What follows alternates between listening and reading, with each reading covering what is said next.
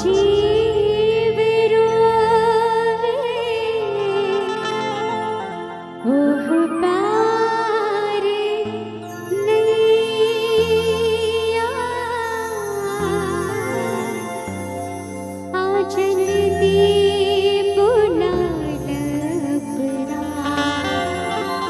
पास सैया कि एकता समय आ गए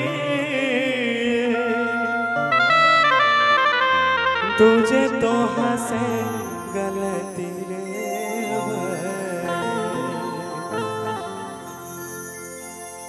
अरे सजनी रे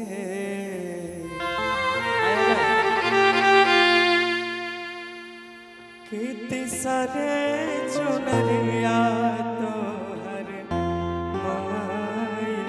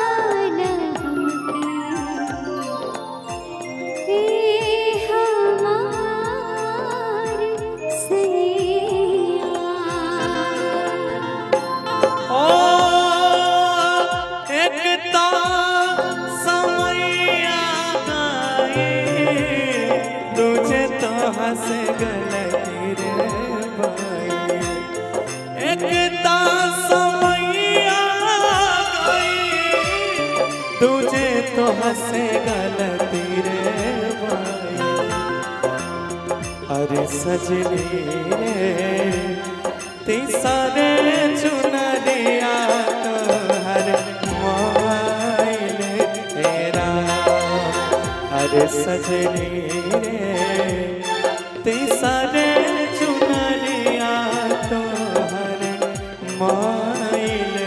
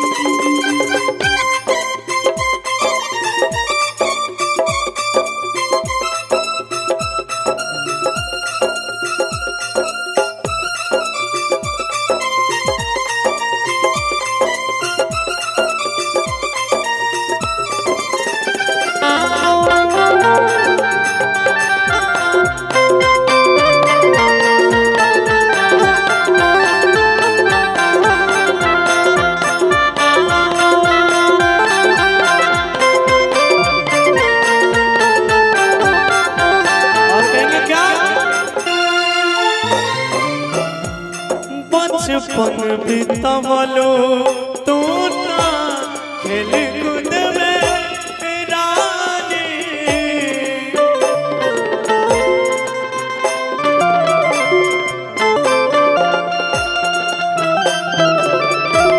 हमके भुलाई गइलू पाके जवानी।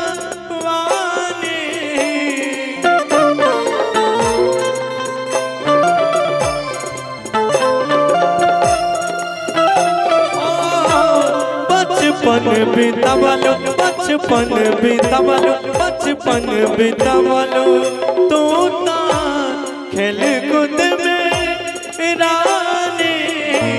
हमके भुलाई गइलू पाके जवानी। मेरी सैया शरण तेरी सुनो जी प्रभु मेरी। ओ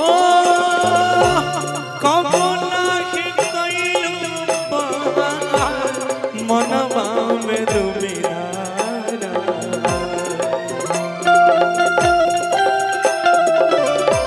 कबो नाही कइलू बहार मनवा में दुबिरारा। अरे सजनी रे हम नाही आई गोरबा भाई लेरा। अरे सजनी तिसरे चुनरिया तोहर माई लेरा।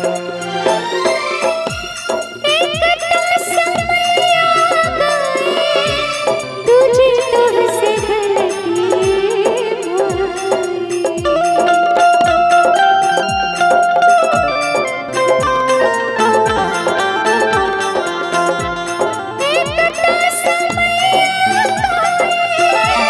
तुझे तुझसे गलती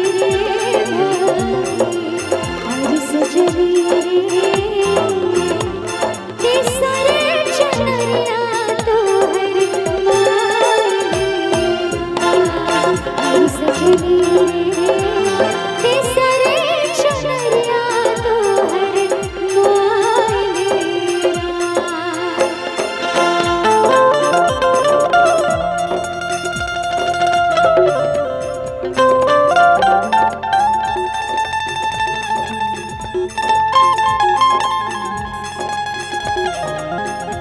और ये देखिए जीवन में ये बहुत प्यारी बात है। इंसान जब तक धरती पर रहता है तो अपने आप को बड़ा बलवान समझता है, लेकिन उसके शरीर से जिस दिन प्राण निकलता है परिवार वाले भी मीठा मीठा थोड़ा सा आइएगा। जब आदमी मर जाता है ना, चाहे वो बाप हो, बेटा हो, माँ हो, घर परिवार का कोई भी हो, जैसे उसके शरीर से प्राण निकलता है वह फिर रिश्ता खत्म हो जाता है, वह डेड बॉडी हो जाता है। फिर आदमी उसको नाम नहीं लेता है, चाहे बाप क्यों ना हो, बॉडी हो जाता है, वो बॉडी हो गया, केवल उसमें कुछ नहीं बचा है, वो डेड बॉडी हो गया। इसीलिए जब तक जिंदा रहिए हमेशा अपने माँ का, बाप का, परिवार का, संसार का सेवा करते रहिए, ताकि जिस दिन आप यहाँ से जाएं तो ऊपर वाले से आपके प्रति कोई शिकायत ना रहे कि तुम जीवन में आए तो तुमने कुछ नहीं किया। इसीलिए कहेंगे इनसे कुछ नहीं होई अब तो रोवला से रानी।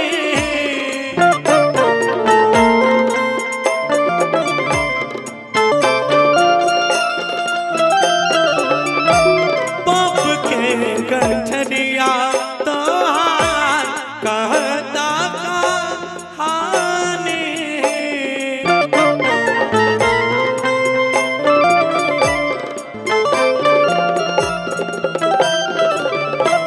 कुछ नहीं होई, कुछ नहीं होई, कुछ नहीं होई अब तक रोवला से रानी। बाप के गठरिया तो कहता कहानी। मेरी सैया शरण तेरी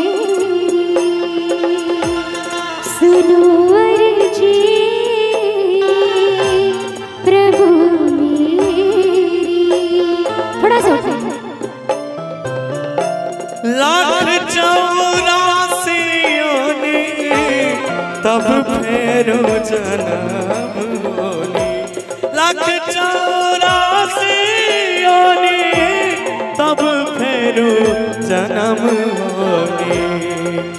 अरे सखिया रे अरे सजनी रे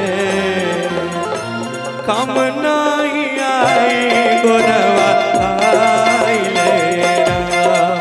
अरे सजनी रे कम नहीं आई गोरवा आइले राम। एक तो समैया गई दूजे तो हंस गलती रे भाई।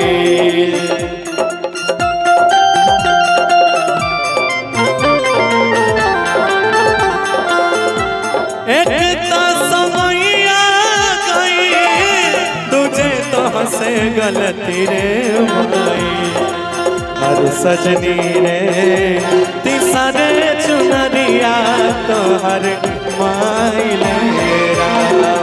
हर सजनी रे तीसरे चुनरिया तो हर माइले राम। हर सजनी रे तीसरे चुनरिया तो हर सजनी रे तीसरे चुनरिया तो हर माइले राम। हर सजनी रे तीसरे चुनरिया तो हर माइले राम।